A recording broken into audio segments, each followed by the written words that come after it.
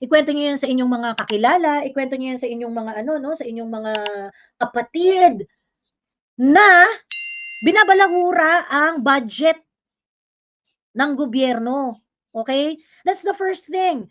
Binuo nila ang budget, may mga blanco, may hocus-pocus, merong nagde-decide ng hindi natin alam kung paano gagastusin ang pera natin. That's number one. Okay? And this is the social media war that we have to rage. Okay?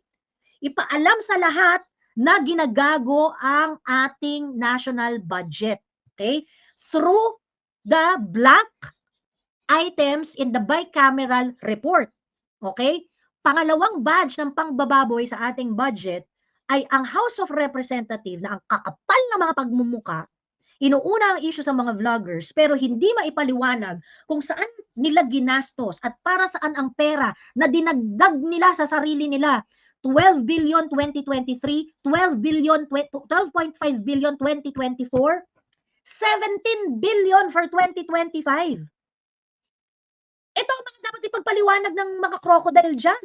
Ba't nyo dinagdagan ng pera ang mga sarili-sarili ninyo? Ba't nyo binigyan ng pera ang mga sarili-sarili ninyo on top of your original request? Diyan pa lang mumurahin na kayo ng taong bayan mula ulo hanggang paa, Mang Benny.